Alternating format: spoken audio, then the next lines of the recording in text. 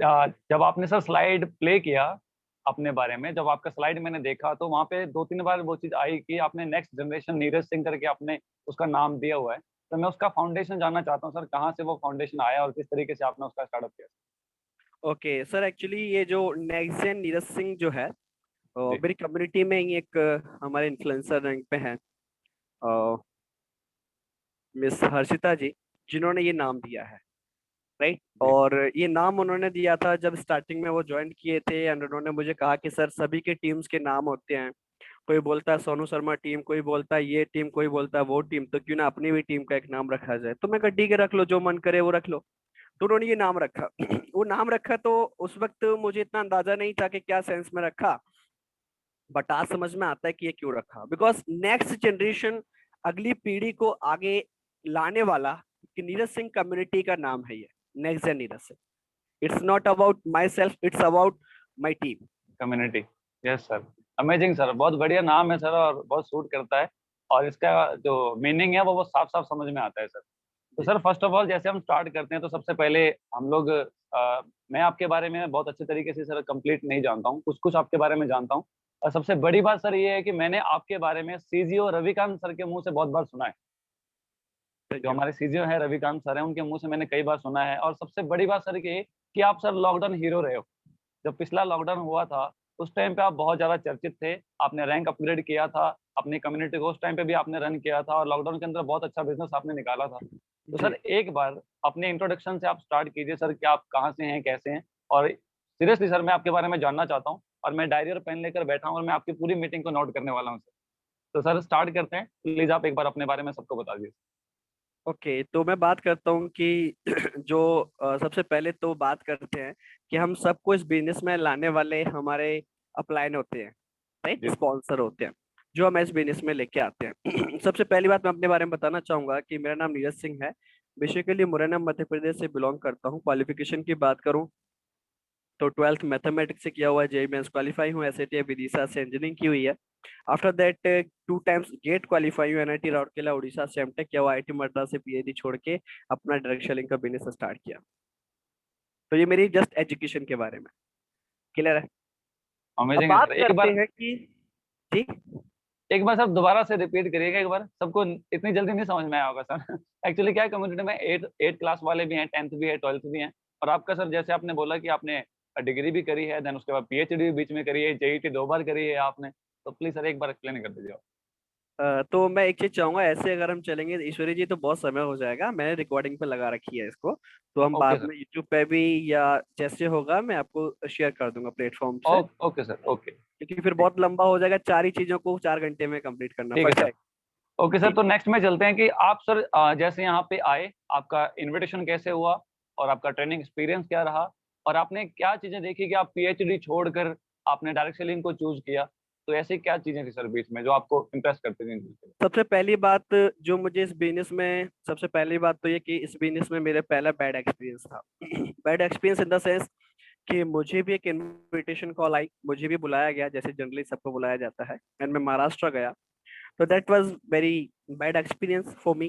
क्योंकि वहां पर जो मेरे क्वेश्चंस थे, जहाँ मेरे जो डाउट्स थे, वो वहाँ के जो लीडर्स थे या ट्रेनर्स थे, मैं बोलूंगा कि उन्होंने मेरे को सेटिस्फाई नहीं कर पाया। क्लियर है। तो जब मेरी मुलाकात, आप सभी बहुत अच्छे से जानते होंगे, एस रोहित जी, जी, जम्मू से हैं। मेरी मुलाकात उनसे जब हुई तो मैंने इनडायरेक्टली उनसे पूछा कि आप क्या करते हैं। उन्होंने मेरे से पूछा, मैंने उनसे पूछा, तो उन्होंने बताया कि मैं ऐसे ऐसे, और उन्होंने बताया कि गारमेंट्स का वर्क करता हूँ। मैं कहा, तो मेरे दिमाग से अचानक से निकला, शॉर्ट में हो क्या? क्योंकि मैं रिसेंटली शॉर्ट से, मतलब बोल सकते हैं ना कि एकदम पका हुआ था। तो उन्होंने कहा हाँ जी। फिर मैंने कहा अच्छा ऐसी बात है। फिर मैंने कहा वहां तो ऐसे लोग होते हैं, वैसे लोग होते हैं, ऐसा वैसा, मैंने जो मर्जी आया मैंने सब बोला। जैसे जनरली जो हमें कभी हम किसी बिजनेस पार्टनर को जो हम कॉल करते हैं, समथिंग लाइक दैट, वो कोई ऐसा पर्सन है जो पहले से ही शॉर्ट कम्युनिटी का हिस्सा बन चुका है, तो कैसे कैसे सब कुछ बोलता है, उससे भी ज्यादा ज्यादा मैंने बोला। एंड उन्होंने बहुत अच्छे से सुनी चीजें चीजें सुनने के बाद उन्होंने मुझे बोला कि हाँ भाई बताओ, चलो ये ठीक है, तो आप कैसे इस चीजों को बिलीव करोगे, कैसे इन चीजों पे विश्वास करोगे? तो रोहित सीनियर जी ने बड़े सिंपल तरीके से मुझे सब चीजें पूछी। तो मैंने कहा कि बोला जाता है कि 1 लाख रुपए कमाते हैं, बस एक ही चीज मेरे दिमाग में अटकी हुई थी, 1 लाख रुपए कमाते हैं, बोलते 1 लाख रुपए कमाते हैं। तो पहले सब कुछ पूछने के बाद जब मुझे पता चला कि वो वही है जो 1 लाख कमाते हैं, तो थोड़ा सा अंदर से गड़बड़ सा हुआ, अरे भाई किस पर्सन से ठोक दिया। तो उन्होंने मुझे अपने चेक्स दिखाना स्टार्ट किए, तो मैंने चेक्स देखा 133, हाँ 1.33 फर्स्ट चेक, सेकंड चेक 166, ऐसे सब 1.5 से ऊपर थे, 1.5 लाख से ऊपर थे। तो क्या वो एक सेटिस्फेक्शन नहीं आ रहा अंदर से, तो मैंने कहा नहीं नहीं ऐसे नहीं मानते, ऐसे तो कोई भी एडिट करके, क्योंकि मैं पढ़ा लिखा इंसान हूँ, मैं कहाँ मानने वाला, क्यों गणपत जी, सही है। तो मैं कहाँ मानने वाला, तो मैंने चीजों को देखा और समझा। फिर उन्होंने कहा कैसे मानोगे, मैंने कहा एक काम करो एसबीआई स्टेटमेंट दिखाओ। तो मैंने उनके एसबीआई स्टेटमेंट ऑनलाइन चेक किए, मैंने वहां पर फिर ट्रांजेक्शन आईडी तक मैच की कि ये मैच कर रही है कि नहीं कर रही है। फिर शॉर्ट पैनल जाके चेक किया, तब जाके मैं सेटिस्फाई हुआ। और सबसे बड़ी खास बात यहाँ पे जो रही मेरे अप्लायंस सीनियर की, वो ये रही कि उन्होंने मुझे बोला ही नहीं कि तू ज्वाइन कर। अच्छा। उन्होंने मुझे नहीं बोला कि तू ज्वाइन कर, और वो मेरे सेटिस्फाइड करके मुझे और साइड हो गए। फिर खुद से मैं गया, मैंने ज्वाइन किया, क्योंकि मैं सेटिस्फाई हो चुका था, राइट। तो कहने का मतलब है कि एक पीएचडी होल्डर पर्सन जो पीएचडी रनिंग चल रही है, वो पर्सन भी कर सकता है, अगर हम उसके ऑब्जेक्शंस, हम उसके डाउट्स को सेटिस्फाई कर पा रहे हैं, या उसके हम जो ऑब्जेक्शन है उनको क्लियर कर पा रहे हैं। तो मैंने इस तरीके से स्टार्ट किया 29 जनवरी 2020, मेवन रैंक से साइन अप बहुत पहले कर दिया था, ठीक है, क्योंकि वो उस वक्त मुझे लगा मुझे करना है, मुझे करना है, मुझे करना है। तो उसके बाद फिर क्या, थोड़ी सी फॉर्मेलिटीज थी एजुकेशन की, वो सब चीजें देखी। तो 29 जनवरी से स्टार्ट किया, मार्च में लॉकडाउन लग गया, और लगने के बाद फिर लॉकडाउन लगा, पहले 21 दिन वाला था।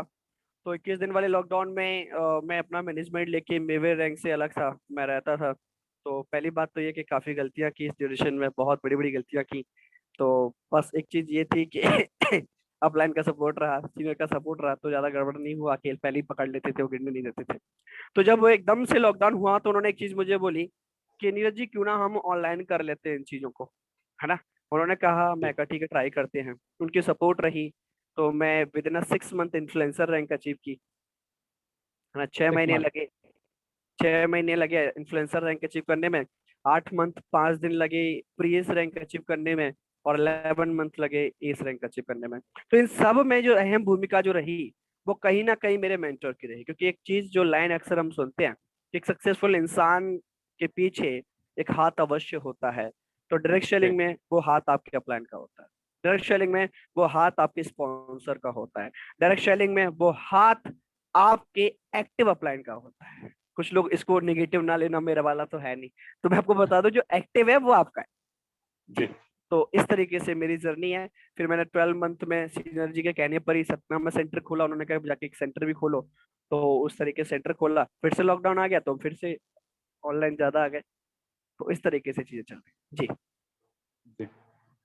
ठीक है सर। अभी जैसे दोबारा से वो पेंडेमिक दोबारा आ गया है, हम्म, और अभी सेम उसी कंडीशंस के अंदर हैं।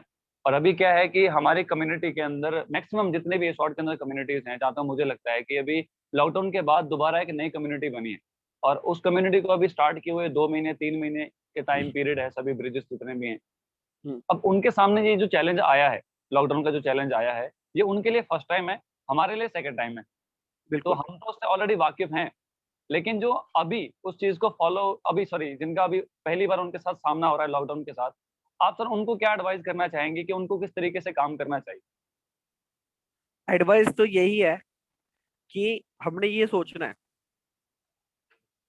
जो 3 क्वेश्चन मेरे अप्लायंस सीनियर मुझे अक्सर, जब मैं मीटिंग्स वगैरह लेता हूँ, तो एक्चुअली हमारे अप्लायंस सीनियर का इसमें बहुत अहम भूमिका है कि हम डाइवर्ट नहीं हुए किसी भी कंडीशन में, क्योंकि डेली बेसिस पे 6:30 AM वो मीटिंग लेते हैं हम लोगों की। 6:30 AM, 6:30 बजे सुबह डेली बेसिस पे मीटिंग लेते हैं। तो वहां पर उनकी 3 पॉइंट्स हैं जो मुझे बहुत पसंद आए।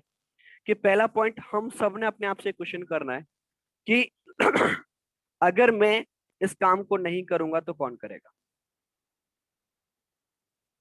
और जी। अगर ये काम नहीं तो और क्या, जी। और अभी नहीं तो कब, जी। राइट। ये 3 जी। क्वेश्चंस हैं जो आपको आज की डेट में एक्टिव बना के रखेंगे। बिकॉज थिंग इज दैट कि अगर आप किसी भी वर्क को करने के लिए ट्राई करते हैं, अगर मैं बात करूं एजुकेशन फील्ड की, तो मोस्ट ऑफ दी स्टेट्स में ऐसा हो गया है कि जो एजुकेशन एग्जाम्स थे वो ऑटो प्रमोटेड होने लगे, राइट।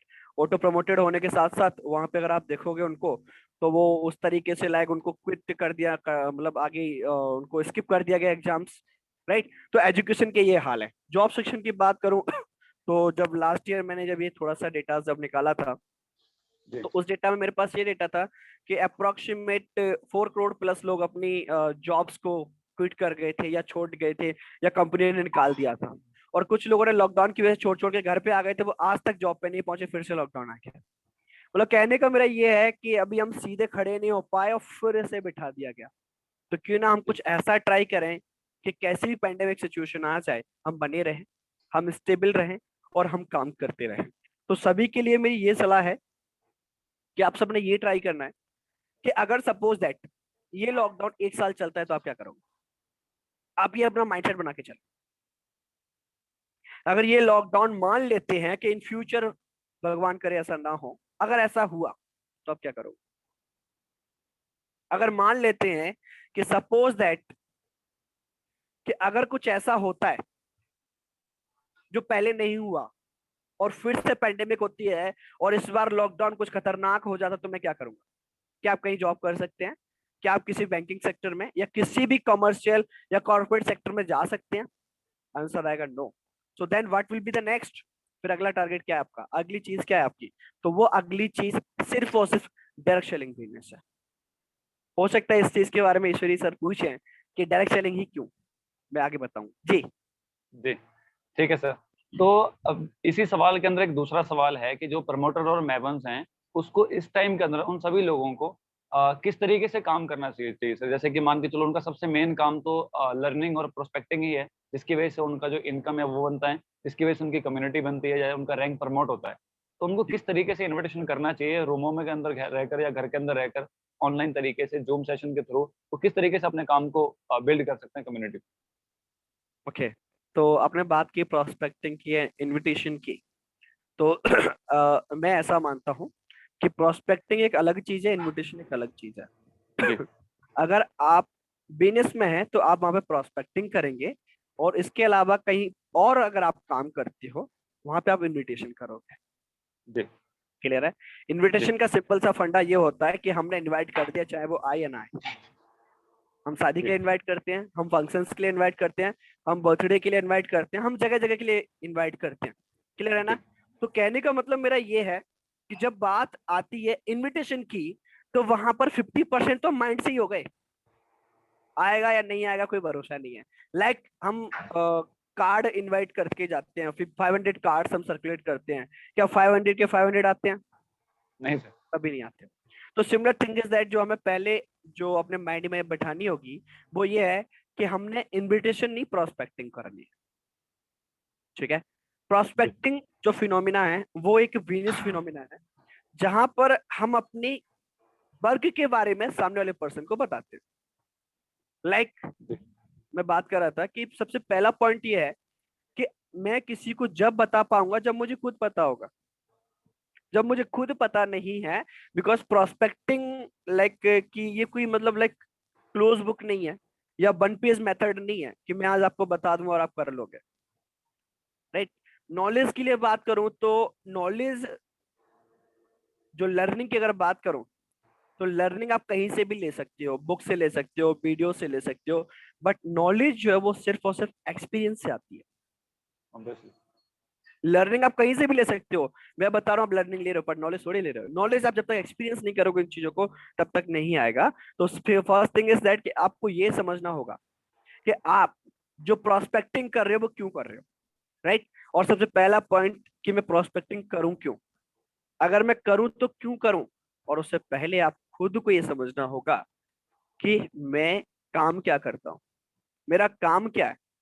अगर मैं ये काम कर रहा हूं तो इसमें मेरा फ्यूचर क्या है, राइट।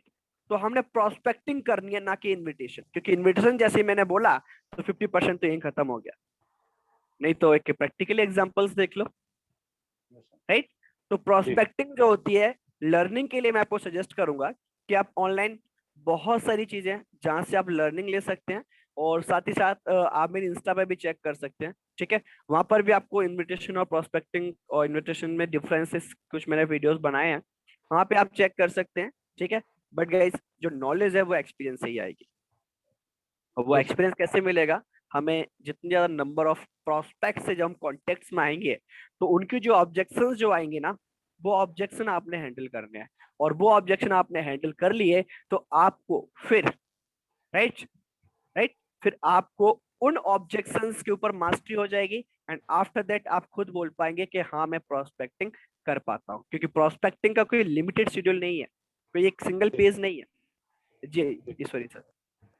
ठीक है, थैंक यू सीनियर, बहुत अच्छा जवाब दिया आपने इस चीज़ का। सर आगे ना मेरा, जैसे आपने बोला कि नॉलेज और एक्सपीरियंस दोनों अलग-अलग चीज़ें हैं, जी और जैसे कि प्रोस्पेक्टिंग और इन्विटेशन दोनों अलग-अलग चीज़ें हैं। जी सेम ऐसे ही सर बहुत सारे लोग हैं एसॉर्ट को, जैसे आपने भी यहाँ आने से पहले कुछ चीज़ें सुनी थी, कि लाख कमाते हैं या जो भी चीज़ें आपके दिमाग में थी उस टाइम पे, कुछ इल्यूज़न था दिमाग के अंदर, जो कि जी क्लियर हुआ रोहित सर से मिलने के बाद। जी जी तो सर ऐसे ही बहुत सारे हमारे जो बिज़नेस पार्टनर्स हैं इस मीटिंग के अंदर हैं, उनके फ्रेंड सर्कल हैं, उनके रिलेटिव्स हैं, बहुत सारे ऐसे लोग हैं। उनके हम्म, पास क्या है कि एसॉर्ट को लेकर कुछ इन्फॉर्मेशन है, ऐसे ही इल्यूज़न इन्फॉर्मेशन है। जी और आप सर क्या समझाना चाहेंगे कि एक इन्फॉर्मेशन में और एक एक्सपीरियंस में, जो नॉलेज जिसको हम बोलते हैं, एक्सपीरियंस बोलते हैं, दोनों चीज़ों में सर क्या अंतर है? कि लोग बाहर से बोलते हैं कि मतलब कई लोग ना काम को लेकर थोड़ा डिमोरलाइज़ भी करते हैं, कि ऐसा होता है, वैसा होता है, मत करो इसको, छोड़ दो इसको, घर पे बैठ जाओ, ऐसा-वैसा। तो डिमोरलाइज़ भी करते हैं सर बीच-बीच में कुछ लोग। तो सर आप उसके बारे में क्या बोलना चाहेंगे कि what is the difference between information and experience? Okay, very nice. यहाँ पर भी वही दो पॉइंट आते हैं फिर से। एक ऑब्वियसली। होती है इंफॉर्मेशन, एक होती है नॉलेज। जी, information, like something like that, Neeraj sir अच्छा बताते हैं, बस this is the information. But अच्छा यस, क्या बताते हैं, दिस इज द नॉलेज, जी, राइट ना। अब मैं बात करता हूँ, जिसको ये ऑब्जेक्शन आती है, मैं आपको, जब मुझे पहली ऑब्जेक्शन आई थी, मुझे मेरे यहाँ एक चाट का ठेला लगाता था, पानी पूरी का। उस इंसान के पास मैं पानी पूरी नॉर्मली खाने जाता हूँ, तो मैं खाया, मैं खा रहा था, और उसने पूछा, भैया क्या करते हो? तो मैंने कहा, भाई मार्केटिंग का काम है अपना, और बहुत बेहतरीन काम है, नई नई ज्वाइनिंग की थी मैंने। तो उस पर्सन ने मुझे क्या बोला, मैं सच बताता हूँ, सुनना बड़े ध्यान से, सब लोग सुनना। तो मैंने जब उससे बात की, तो उसने मुझे बोला, डीवीए में तो नहीं है? मैंने कहा, हाँ डीवीए। तो आपको कैसे पता? तो उसने मुझे बोला कि मैं ना मोहाली में ट्रेनिंग लगाई थी, और मैं प्री मार्क्यूस था उस वक्त, प्री मार्क्यूस चलता था। मार्केट जी। तो उसने बोला प्री मार्क्यूस था, तो छोड़ क्यों दिया? तो उसने कहा पैसा नहीं आता था। भाई मैंने पानी पूरी नहीं पी, मैं वहां से खिसका, और मैं सीधा घर से जैसे तैसे करके 2-3 दिन के अंदर ग्वालियर सेंटर आया, क्योंकि ग्वालियर सेंटर में था मैं उस वक्त। तो मैं सीने के पास आया। अब मैंने कुछ नहीं बोलना, मैं शांत। उसने बोला क्या हुआ? मैंने, कुछ नहीं हुआ। क्या हुआ? कुछ नहीं हुआ। अब क्योंकि मेरे को ऐसा क्यों लग रहा है, क्योंकि मैं प्रियस बनना चाहता हूँ यार, और जो छोड़ के आ रहा है, मतलब कुछ तो गड़बड़ है। अब जब मैंने ये चीजें पूछी, तो ऑब्वियसली। सीनियर ने कहा कि चलो एक काम करते हैं, क्या हुआ? मैंने कहा ऐसा ऐसा हुआ। अरे ठीक है, कोई बात नहीं, एक काम करो, उसको मैसेज करो, उसको ये पूछो कि वो वहां था, तो वो किस रैंक पे था? उसने बोला प्रियस। उसको पूछा कि कितने की टीम थी, तो उसने कुछ टीम फिगर आउट करके बता दिया। उसको पूछा कि तेरी ज्वाइनिंग अमाउंट क्या था? वो बोलता है कि मुझे नहीं बताना, मुझे नहीं बताना, इस तरीके से बोला उसने। तो सीनियर ने बोला कि कोई बात नहीं, इसको नेक्स्ट क्वेश्चन ये करो कि आपने छोड़ने का कारण क्या है? तो उसने बोला पैसे नहीं आते। ठीक है। अब क्योंकि कहीं से कहीं तक मैं उसको कैच नहीं कर पा रहा हूँ, सीनियर साथ में मैसेज करवा रहे हैं, मैं मैसेज कर रहा हूँ, और हम चैट्स कर रहे हैं। तो जब मैंने उससे फाइनली गाइज मैंने बात की, तो उसका जो कंक्लूजन निकल के आया, वो ये निकला कि उसके चाचा ताऊ का लड़का कोई गया था, और वो करके भाग के आ गया था, और 3 दिन के इन्फॉर्मेशन। लिए के आ गया था। बात समझ में आ रही है? तो हो सकता है ऐसे ही आपको कुछ लोग एसिस बने मिलेंगे, कुछ लोग आपको मार्क्यूस मिले, वो अपने आप को मार्क्यूस बोलेंगे, वो अपने आप को एसिस बोलेंगे, वो अपने आप को इन्फ्लुएंसर्स बोलेंगे, कुछ भी बोल सकते हैं। बात समझ में आ रही है? और एक चीज जो वॉरेन बफे की सबसे फेवरेट लाइन, जिसने मुझे यहाँ पर रोक के रखा है, वो ये कि जब आप किसी एक अच्छी चीज को हाँ बोलते हो ना, तो सिमिलर टाइम पे उससे भी 100 अच्छी चीजों को आपको ना बोलना पड़ेगा, तब आप किसी एक अच्छी चीज में सक्सेस हो पाओगे। क्लियर है? तो कहने अमेजिंग। का मतलब मेरा ये है कि जब भी लोग ऐसा कुछ बोलते हैं तो आपने कोशिश ये करनी है कि ये जो पर्सन, आपको ना मैं यहाँ पे एक स्टोरी सुनाता हूँ। जी। ये स्टोरी है एक संत की। आई थिंक कुछ लोग स्पिरिचुअल, अच्छा भगवान पे कौन कौन विश्वास करता है? भगवान पे विश्वास करने वाले कौन कौन है? भगवान पे बिलीव करने वाले यस कमेंट करें। भगवान पे बिलीव करने वाले।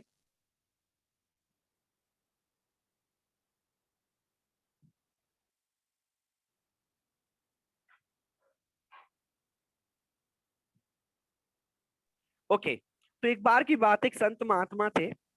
तो उनसे एक पर्सन आया। एक पर्सन आके उनके दोस्त के बारे में कुछ बता रहा है। तो संत महात्मा अपने काम में लगे पड़े हैं। तो एक पर्सन आया, उनको हिला रहा है, अरे सुनो सुनो सुनो। तो बोला क्या है? वो अपने काम में लगे पड़े हैं। बोला सुनो सुनो सुनो। वो अपने काम में लगे पड़े, वो सुनता नहीं है। बोला हाँ बता। तो बोला मैं तेरे को कुछ बताना चाह रहा हूँ। बोला क्या बताना चाह रहा है? बोला कि तेरे दोस्त के बारे में बताना चाह रहा हूँ। बोला मेरे दोस्त के बारे में बताना चाह रहा है सच में? बोला हाँ। कौन से दोस्त के? बोला, तेरा फेवरेट दोस्त के बारे में। अच्छा ठीक है। तो उनका नाम था सुकरात। शायद आप लोगों ने नाम सुना होगा, संत सुकरात हुए। बहुत ही पॉपुलर एंड बहुत ही बेहतरीन डिवोटी रहे वो अपने समय के। जब संत सुकरात से जब एक पर्सन आके बोलता है कि मैं आपके दोस्त के बारे में कुछ चीजें बताना चाहता हूँ, तो संत सुकरात ने कहा कि ठीक है, मैं आपकी तीनों चीजें सुनूंगा, मैं आपकी पूरी बात सुनूंगा, लेकिन आपकी जो बात है अगर वो मेरी 3 कसौटियों पर खड़ी उतरती है तो सामने वाला पर्सन बोलता है ठीक है बताओ क्या कसौटी है। पहली कसौटी, जो आप बताने वाले हो वो मेरे दोस्त के बारे में जो बात है, क्या वो 100% सत्य है? तो पर्सन बोलता है नहीं नहीं, मैंने ना कहीं से सुना है। बोला ठीक है कोई बात नहीं, 2 रह गई है, दोनों में से अगर एक भी होगी तो मैं कर लूंगा। दूसरी, आप जो बताने वाले हो मेरे फ्रेंड के बारे में, जो बात मुझसे बताने वाले हो, क्या वो बात से मेरा कोई बेनिफिट है? नहीं आपको कोई कोई बात नहीं, टेंशन वाली एक और रह गई है। अच्छा, क्या है? तीसरी बात ये कि आप जो मेरे फ्रेंड के बारे में जो बात बताने वाले हो उससे हमारी फ्रेंडशिप बढ़ेगी। बोला टूट जानी है। तो बोला मुझे नहीं सुननी, चल निकल। बात समझ में आ रही है? तो हम सब ने ये सेम स्ट्रेटेजी अपने आप में रख ली है। वो दोस्त कोई और नहीं, वो मेरा बिजनेस है। क्या उससे मेरा बिजनेस बढ़ने वाला है? क्या उससे मेरी अर्निंग बढ़ने वाली है? मैं उन्हीं बातों को सुनूंगा जिससे मेरे काम होने वाला है। क्लियर है बॉस?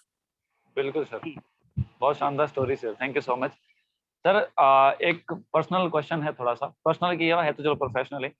एक जी। सिंपल सा सवाल है कि सर पिछले साल लॉकडाउन के अंदर कोई ऐसी गलती हो गई हो जाने या अनजाने में, जो आप इस बार रिपीट नहीं करना चाहते? जाने अनजाने में जो लॉकडाउन में जो मिस्टेक हुई थी वो मिस्टेक ये थी कि मिस्टेक्स तो नहीं बोलूंगा, वो लाइक इनोवेशन टाइप से होता है। तो मैं अक्सर एक लाइन बोलता हूँ कि बिजनेस जो होता है इनोवेशन से चलता है, स्टार्टअप से नहीं चलता। तो इनोवेशन डिपेंड करता है कि पॉजिटिव डायरेक्शन में जा रहा है, नेगेटिव डायरेक्शन में जा रहा है। तो जब कभी भी दोनों से आता है, और बात वही आती है थॉमस एडिशन वाली, कि जब थाउजेंड्स टाइम उन्होंने बल्ब के लिए बनाने के लिए ट्राई किया, तो 999 टाइम्स वो फेल हो गए। तो लोगों ने पूछा कि आप डिमोटिवेट नहीं हुए, आप 1000 बार में स्टार्ट किया? तो उन्होंने एक लाइन बोली कि मैंने 1000 बार तरीका वो तो ढूंढा ही ढूंढा जिससे बल्ब बनता है, बल्कि साथ ही साथ में 999 वो भी तरीके ढूंढे जिससे बल्ब नहीं बनता। नहीं बनता ऑब्वियसली। राइट? तो सिमिलर चीज मेरे साथ भी है कि कुछ ऐसा भी रहा जिससे बिजनेस नहीं निकलता, और कुछ ऐसे भी रहे जिससे बिजनेस निकलता है। तो मैं वही शेयर करना चाहूंगा कि जिनसे बिजनेस निकलता है। मैं क्यों ये मिस्टेक्स की बात कर रहा हूँ कि पानी पूरी वाले की बात सुन ली थी, जी। राइट? तो आपने जी। भी सुननी। जी जी। नेक्स्ट। ओके सर, तो अभी हमारे भी सर 200 लोग इस मीटिंग के अंदर हैं, और सब जी। लोगों को भी बताना है और मुझे भी जानना है सर इस बारे में कि जो आप सर नेक्स्ट जनरेशन आपने ये चलाया है, और मैंने सुना है कि आप कॉलेजेस के अंदर भी जाकर मीटिंग्स अटेंड करते हैं और चीज़ें बताते हैं, गाइड करते हैं, और लाइक जैसे सेमिनार टाइप भी, या आप एज अ प्रोफेसर भी गाइड करते हैं। तो सर इसके बारे में थोड़ा डीपली बताएंगे सर कि ये चीज़ें कहाँ से स्टार्टअप हुई, और कैसे आपके माइंड में ये चीज़ें आई, कैसे कैसे स्टार्ट किया, और आज ये सब चीज़ें किस लेवल पे जा चुकी हैं, और ये आपके बिजनेस में कितना इफेक्ट डाल रही हैं सर, ये सब चीज़ें? ओके, तो फर्स्ट ऑफ ऑल मैं ये जानना चाहूंगा, क्या मेरी वॉइस ऑडिबल है? ऑल ऑल क्लियर है सर। तो फिर ये कुछ लोग लिख रहे हैं गड़बड़ है तो वो गड़बड़ किसकी है? तो ये इसलिए सर उनके पास नेटवर्क इशू हो सकता है, बिकॉज मेरे पास प्लीज कंटिन्यूस अच्छी आवाज़ आ रही है। यस प्लीज, आप सभी से मैं कमेंट्स चाहूंगा, जितने फ्रेंड्स हमारे साथ कनेक्टेड हैं, क्या आप लोग मुझे बता सकते हैं क्या मैं प्रॉपर ऑडिबल हूँ? क्या आप मुझे प्रॉपर सुन पा रहे हैं? ऐसा तो नहीं है आधी चीजें रह जा रही हूँ, आधी आपके पास तक पहुंच रही हूँ? मैक्सिमम तो सर यस ही है, मैक्सिमम यस आ रहा है। ओके, तो थैंक जिनका यू। आवाज नहीं आ रहा है वो एक बार लॉग आउट करके दोबारा लॉग इन कर ले तो शायद दोबारा आ सकता है। ओके, तो ईश्वरी जी, हम बात कर रहे थे सेमिनार्स की। तो जी फर्स्ट ऑफ ऑल गाइज, मैं आपको एक चीज बता दूं कि अभी तक की अगर बात करूं डायरेक्ट सेलिंग के इतिहास में, किसी भी कॉलेजेस में या किसी भी एजुकेशनल फील्ड पे जाके किसी ने भी अपनी कम्युनिटी को रिप्रेजेंट नहीं किया। ये वेरी पहला ट्रू। पॉइंट जो आपको याद रखना चाहिए मेरे हिसाब से कि किसी भी कम्युनिटी ने, चाहे कितनी बड़ी से बड़ी कंपनी रही हो, चाहे कितनी बड़ी से बड़ी या पुरानी से पुरानी ऑर्गेनाइजेशन रही हो, डायरेक्ट सेलिंग में अगर वो है, तो किसी ने भी अपने सेमिनार्स कॉलेजेस में नहीं किए। क्यों? क्योंकि सबसे पहला पॉइंट जो रहता है लोगों का वो ये रहता है, यार नेटवर्क खराब ना हो जाए, जी राइट ना? ऑब्वियसली। यार नेटवर्क खराब ना हो जाए, राइट ना, लोग ये सोचते हैं। तो जब कभी हम प्लान दिखाते हैं तो हम तो दो पार्टनर को एक साथ नहीं बुलाते कॉलेज को कैसे अप्रोच कर सकते हैं? क्लियर है? तो सबसे पहला जो भ्रम था, जो मेरे माइंड में भी था, तो यहाँ पर अगर मैं बात करूंगा तो यहाँ पर जो सबसे बड़ा योगदान रहा, ये उस समय की बात है जब मैं प्री एस से एस बनने के ड्यूरेशन जो चल रही थी। उस वक्त मेरी टीम में मेरी डाउनलाइन है, मेरी हटलाइन है, मिस नीलू जी तो मैंने उस वक्त बोला कि भाई ऐसी ऐसी बात है, अब बिजनेस निकालना है। तो देखा भाई कि चैलेंज चल रहा है, तो टफ टाइम चल रहा है। अब इस टफ टाइम में कैसे क्या किया जाए, उस वक्त लॉकडाउन थोड़ा सा हावी होता गया। तो उन्होंने फिर कॉलेजेस में परमिशन लेना स्टार्ट की, तो कॉलेज में परमिशन मिली। तो सेमिनार तो मैंने अभी दिए हैं, बट लास्ट लॉकडाउन में मैंने वेबिनार्स दिए पहले कॉलेजेस में। पहले मैं अपने रूम से जो मेरा फर्स्ट वेबिनार था, जिसमें मैंने बताया मेरे अपलाइन सीनियर रोहित जी और मेरे क्रॉस लाइन विशाल जी, हम तीनों ने मिलकर एक पहला वेबिनार लिया था कॉलेज में, जहाँ से हमें कुछ रिजल्ट्स मिले। एंड वी फाउंड कि यार जब वेबिनार हो सकता है तो हम सेमिनार भी कर सकते हैं। So we are just waiting about the के खुलने दो लॉकडाउन। तो लॉकडाउन खुला, तो इसमें सबसे बड़ी अहम भूमिका जो रही, मेरी टीम के दो हॉटलाइन है, like miss Neelu ji and Mrs Banna Sen ji, जिनकी सबसे बड़ी भूमिका रही। पहला जो कॉन्सेप्ट जो सेमिनार वाला आया वो मिस नीलू जी का है, और इस कॉन्सेप्ट को जो एग्जीक्यूट किया वो है मिसेस बन्ना सेन का। और जाके जो एक रोल प्ले करके आ गया वो नीरज है। मैंने कुछ नहीं किया, इन्होंने मुझे प्लेटफॉर्म तैयार करके दे दिया, मैंने बस बोल के आ गया। जी ईश्वरी जी। टीम वर्क एक्चुअली सर इसी को बोलते हैं, जी क्योंकि जो चीजें हरपाल सर को सर आप जानते होंगे, हरपाल सर बोलते थे जी कि जी। अगर मेरी किस्मत अच्छी नहीं है, मुझे ऐसा लगता है, तो मुझे क्या करना चाहिए, मुझे बिजनेस पार्टनर को चांस देना चाहिए। हो सकता है कि अगर मेरी किस्मत अच्छी नहीं है तो क्या पता मेरे बिजनेस पार्टनर की किस्मत अच्छी हो, और बिल्कुल, उसकी वजह डेफिनेटली। से अगर उसकी किस्मत अच्छी है तो मेरी किस्मत उसकी वजह से ऑटोमेटिकली अच्छी हो जाएगी। जी, तो ये सही है सर, आपके पास अलग बिल्कुल अलग बिल्कुल। लोगों ने अलग अलग चीजें की हैं। सर जैसे कोई भी प्रॉब्लम आती है तो कई लोगों का जो फोकस है वो ओनली प्रॉब्लम की तरफ ही रहता है कि सर नहीं हो सकता, ऐसा है वैसा है, ढेर सारे एक्सक्यूजेस होते हैं लोगों के पास। बट जो सक्सेसफुल लोग हैं आज की डेट में, वो हर बंदे का कहना यही है कि जो सब जब भी कोई प्रॉब्लम आती है तो उस टाइम पे हमें अपॉर्चुनिटी ढूंढनी चाहिए, ना कि प्रॉब्लम, है ना? तो सर जी अभी भी एक प्रॉब्लम चली हुई है, जैसे लॉकडाउन है, माने चाहे इसको हम कोरोना वायरस बोलें। सर जी। इस टाइम के अंदर हमें अपॉर्चुनिटी को कैसे ढूँढना है? ठीक है, प्रॉब्लम तो पूरी दुनिया के लिए है, पूरे इंडिया के लिए है, सबके लिए है। बट हम उसमें से जो 10% रेशियो में आना चाहते हैं मैक्सिमम लोग, 90% लोगों को छोड़कर, तो हम उसमें से अपॉर्चुनिटी को कैसे ढूँढे सर? ओके, डेफिनेटली ईश्वरी जी तो इसमें सबसे पहली चीज जो मैं आपको बताऊं कि सिंपल सी बात है कि आप जिस पे फोकस करोगे वो चीज आपके पास आएगी। चाहे जी, प्रॉब्लम पे करो, चाहे आप सॉल्यूशन पे करो। जी, अगर मैं सिंपल सी एक नॉर्मल सी बात बोलता हूँ कि अगर मुझे सेब का फल चाहिए तो मुझे सीड्स किसकी डालनी होगी? सेब की। सेब ऑब्वियस, अगर मुझे बनाना चाहिए तो सीड्स किसका होगा? बनाना, बनाना का। अगर मुझे पाइनएप्पल चाहिए तो सीड किसका होगा? पाइनएप्पल, अगर मुझे प्रॉब्लम चाहिए तो सीड्स किसका होगा? प्रॉब्लम्स का अगर मुझे सॉल्यूशन चाहिए तो सीड किसका होगा? सॉल्यूशन। सिंपल सी बात है। तो जो मैं फोकस कर रहा हूँ वही चीजें मेरे पास आने वाली है। मैं एक सिंपल सी बात बताऊं, जो लोग प्रॉब्लम पे फोकस करते हैं, प्रॉब्लम प्रॉब्लम प्रॉब्लम प्रॉब्लम ही दिखती है, राइट।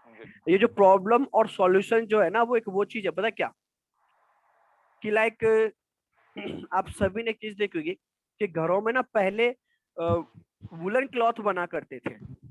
वुलन क्लॉथ समझ रहे हो ना, एक गुल्ली टाइप की आती थी ऊन की, जी जी बड़ी सी, जी है जी ना। जी जी जी और उसमें ये रहता था, पहले छोर नहीं मिलता था, जी पहले छोर नहीं मिलता था, राइट।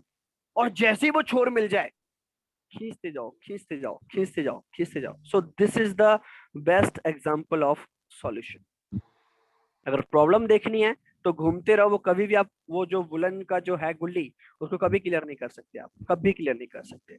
लेकिन वहीं पर अगर आप छोटा सा टारगेट देके, छोटा सा टाइम स्पेंड करके अगर उस छोर को ढूंढ लेते हो, तो सॉल्यूशन पूरा आपके हाथ में होगा, और पूरा का पूरा गुल्ली जो है उसका आप यूज कर पाओगे। अदरवाइज वो आपके पास एक प्रॉब्लम ही है, कहाँ से खोलें कहाँ से यूज करें। अगर मैं काटता हूं तो हो सकता है दो छोर ना हो जाए, अगर मैं इसको काटता हूं तो ऐसे ऐसे बड़े पीस ना हो जाए। Similar thing for you guys, कि हमने थोड़ा सा समय देके अपने सॉल्यूशन पे फोकस करना है। जी सर बहुत सारे लोग हैं ड्यूरिंग लॉकडाउन, अभी कई सारे लोगों को लगता है कि हम ऑफिस से अनटच हो गए हैं।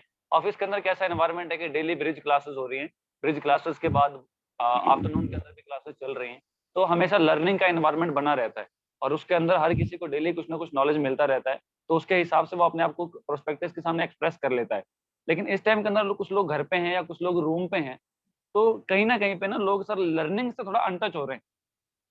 तो जी आपको क्या लगता है सर, इस टाइम पे लर्निंग करना कितना जरूरी है और कहाँ से करनी चाहिए, कैसे कर सकते हैं, और इस टाइम पे लर्निंग करने के आगे जाने के बाद हमें बेनिफिट्स क्या मिलने वाले हैं सर, एक बार थोड़ा डीपली बता दीजिए। ओके, तो एक बार मैं आप सभी से क्वेश्चन करना चाहूंगा। आप लोग मुझे ये बताएं कि ये बिजनेस किसका है। ऑफ कोर्स मेरा है सर। बाकी सभी भी कमेंट्स करें, बिजनेस किसका है। जी। Yes please comment fast, business किसका है।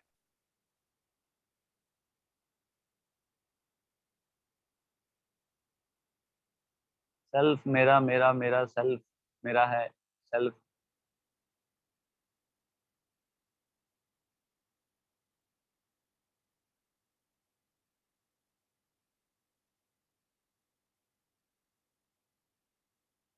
म्यूट हो गए सर आपका। और मैं इन सभी की कमेंट्स रीड कर रहा हूँ, बिकॉज जितने फ्रेंड्स हमारे साथ कनेक्टेड हैं तो एटलीस्ट मुझे पता तो होना चाहिए। ऐसा तो नहीं किसी और के बिजनेस वाले आ गए हों, मुझे पता तो होना चाहिए कि किसके बिजनेस पार्टनर है ये। जी सर। ठीक है, मेरा बिजनेस है और मेरा ही रहेगा, सेल्फ का, सेल्फ का। ठीक है, जैसे कि आप लोगों ने बताया कि ये बिजनेस आपका है, ठीक है। तो मैं आपको बता दूं कि अगर ये आपका बिजनेस है तो आपके बिजनेस की कुछ खासियत होती है, कुछ लाइक मैं बोल सकता हूँ कि एक होता है ना कि लाइक कि मैं बाप हूँ, तो बाप के लिए क्या होता है, मेरे पास एक बेटा होना चाहिए, उससे पहले मैं बाप नहीं हूँ, है ना। हस्बैंड बोला जा सकता हूँ मैं, पर बच्चे से पहले बाप नहीं बोला जा सकता। यस और नो, यस सर। यस और नो। Yes sir. मैं हस्बैंड बोला जा सकता हूँ, पर मैं बाप नहीं बोला जा सकता अगर मेरे पास बेटा नहीं है या मेरे पास बच्ची नहीं है। तो सिमिलर थिंग, ये बिजनेस जो है अगर आपका है तो उसके कुछ वर्ड्स मैं आपको बता रहा हूँ, कुछ चीजें मैं आपको बता रहा हूँ। अगर वो चीजें आपके अंदर है तो ये बिजनेस आपका है। बिल्कुल। जानना चाहते हो वो बातें कौन कौन सी हैं, ऑफ कोर्स सर, बिल्कुल। राइट। तो पहला जो है वो ये, क्या आप अपने प्लान्स को खुद से करते हैं। अगर यस तो ये बिजनेस आपका है। क्या आप अपनी टीम की मीटिंग खुद से लेते हैं, तो ये बिजनेस आपका है। क्या आप क्लोजिंग के लिए आज तैयार हो चुके हैं, तो ये बिजनेस आपका है। क्या आज आपको बड़ी से बड़ी रिकॉग्निशन पार्टीज या बड़ी से बड़ी चीजें अगर आपको करनी है, तो क्या आप अपने और अपने टीम के साथ डिस्कस करके कर सकते हो, तो ये बिजनेस आपका है। जो नहीं कर सकते तो प्लीज ट्राई योर बेस्ट, अपना बेस्ट ट्राई करें, तब ये बिजनेस आपका है। वरना ऐसे तो बिजनेस अंबानी का है, बाकी तो जॉब ही करते हैं। सही बात है। राइट। तो आई थिंक थोड़े से में समझ में आ गया होगा आप सभी को कि मैं कहना क्या चाह रहा हूँ। बात समझ में आई। तो अब बात आती है प्लान शो करने की, तो आप प्लान शो जब कर पाओगे जब आपके पास आंसर्स, क्वेश्चंस के आंसर्स होंगे। अदरवाइज आप खुद ही सोचोगे अरे यार ये ना पूछ ले, अरे यार ये ना पूछ ले, अरे यार बैच खराब ना हो जाए, अरे ये खराब ना हो जाए।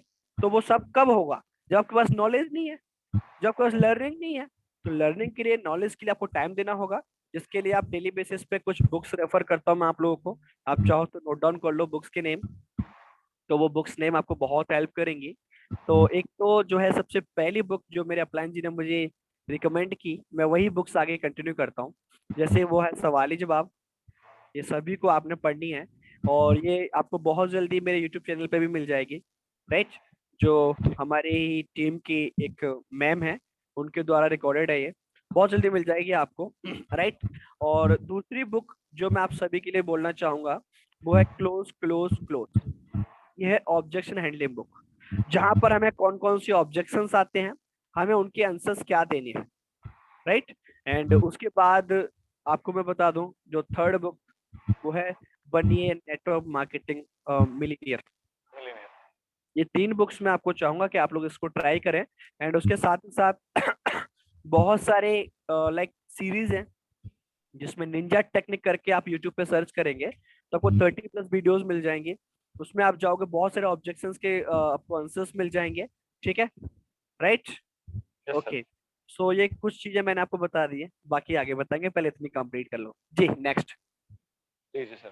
सर जैसे आपने इस बिजनेस को स्टार्ट किया, स्टार्ट करने के बाद फर्स्ट ऑफ ऑल हमें बिजनेस पार्टनर्स की जरूरत है।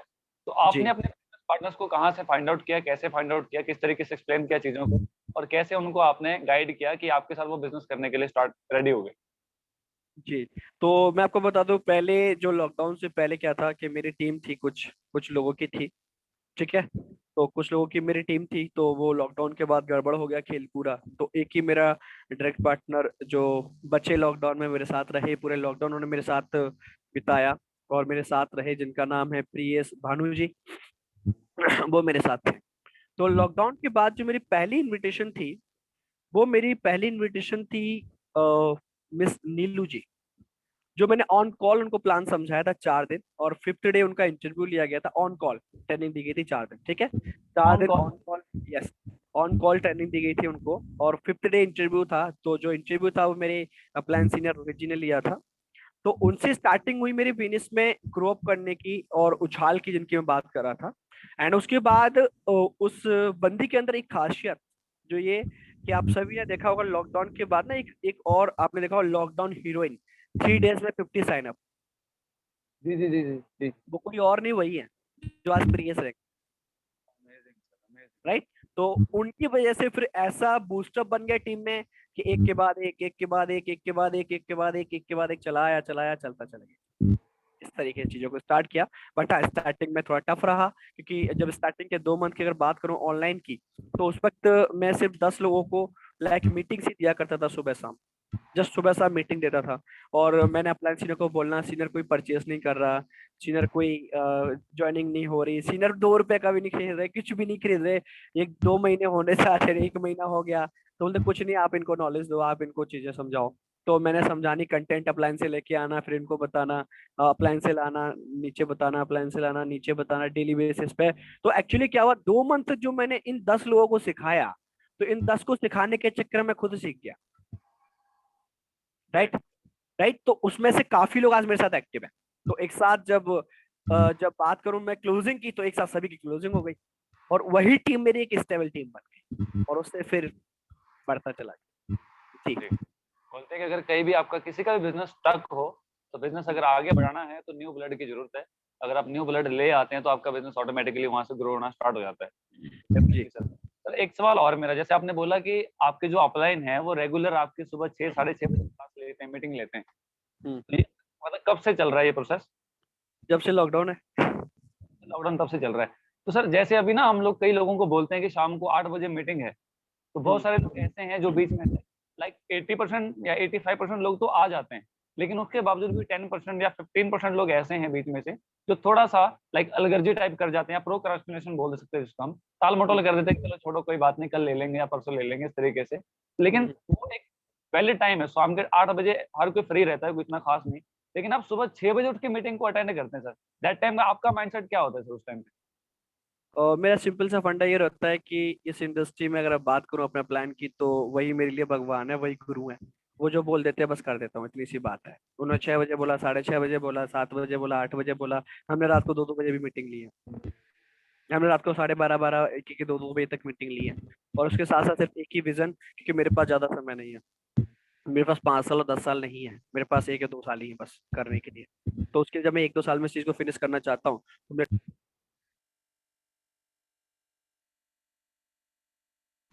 राइट। तो इस तरीके से चीजें चलती गई, होती गई। और उस तरीके से अगर मैं बात करूं, जो लोग नहीं आ रहे हैं ना, उनके लिए मैं सिंपल सा एग्जांपल बताता हूँ। कि जब मेरा प्लान सीनियर ने मुझे बताया कि ऐसे ऐसे प्लान को करना है, तो ऐसा नहीं है कि मैं अकेला ही था। उनकी मतलब मेरे क्रॉस लाइन एंड पूरी टीम थी उनकी। बट सिंपल सी बात है, मैंने चीजों को अडॉप्ट किया, आज मैं यहाँ पर हूँ। और बाकी लोग जो है वो आज ट्राई कर रहे हैं। तो दे आर फीलिंग कि यार मैं उस वक्त ट्राई कर लेना चाहिए था। तो जो लोग ऐसा करते हैं, उनसे मेरी रिक्वेस्ट है कि कल के दिन फिर आप बोलोगे कि नहीं, ईश्वर सीनियर ने बोला था, हमें तब कर लेना चाहिए था, तो उससे अच्छा आज ही कर लो। है ना। जी जी। जी। ओके जी ना, अभी जैसे लॉकडाउन है, अगर ये मान के चलिए कि अब हमारे मेरी टीम के अंदर कुछ ब्रिजेस हैं जिनके प्रोस्पेक्टस हैं जो ऑनलाइन मीटिंग वगैरह लेना चाहते हैं, तो हम उनके अंदर आपके थ्रू मैं जानना चाहता हूँ। जैसे आपने बोला कि लॉकडाउन के अंदर मैंने कुछ पहले वेबिनार किए, सेमिनार मैंने बाद में किए। सर, वेबिनार के अंदर आप किस मटेरियल को यूज करते थे जिसकी वजह से आपने साइन अप भी करवाए और क्लोजिंग भी करवाए, जिसको हम फॉलो करें या मेरी टीम फॉलो करती है या मैं खुद फॉलो करता हूँ, तो हमें भी कुछ वहां से पॉजिटिव रिजल्ट्स आएंगे। तो उसके लिए सर कुछ बताइए आप।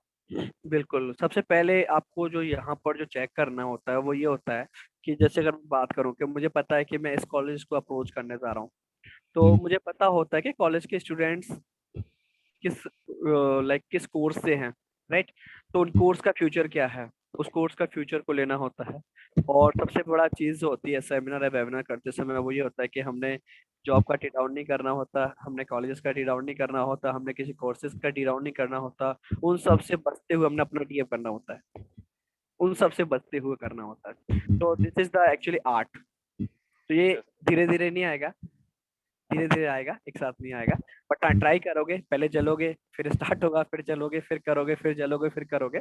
तो धीरे धीरे क्या होगा, आपके अंदर वो स्ट्रेटेजी आ जाएगी। और एक चीज बताऊँ, इसके लिए वही सेम चीज, जैसे प्रोस्पेक्टिंग के लिए कोई सिंगल पेज नहीं है, वैसे इसके लिए भी कोई सिंगल पेज नहीं है। तो आपने सबसे पहले ये फाइंड आउट करना है। एक छोटी सी गलती गलती जो डायरेक्शन में मैं देखता हूँ वो ये है कि वो क्या करते हैं, कहावत आपने सुनी होगी कि एक ही डंडे से सबको हाँकना। जी वही सिमिलर कॉल 55 साल के को भी, 18 साल के को भी, 20 साल को भी, हाउस वाइफ को भी, गर्ल्स को भी, बॉयज को भी, सबको, वही स्टूडेंट को भी, जॉब वाले को भी। तो नहीं काम चलेगा बॉस, आपके पास डिफरेंट स्ट्रेटेजी और डिफरेंट स्क्रिप्ट्स होनी चाहिए, स्टूडेंट्स के लिए अलग होनी चाहिए। राइट। आपके पास जॉब वालों के लिए अलग होना चाहिए, सबके लिए अलग अलग होना चाहिए। तो similar thing for colleges also, कि वहां पर आपके पास सभी कॉलेजेस के लिए अलग अलग स्क्रिप्ट होना चाहिए। तो वो कैसे आएंगे, जब आप उसका केस देखो। डॉक्टर होता है ना, तो वो पेन किलर हर किसी को सेम पेन किलर नहीं देता, या हर किसी को सेम मेडिसिन नहीं देता। तो हेडेक वाले को हेडेक देता है, मलेरिया को, टाइफाइड को, जो जैसा होता है वही मेडिसिन देता है, तब जाके उसके जो पेशेंट जो होता है तब ठीक होता है। तो हमने भी वही ट्राई करना है। जी।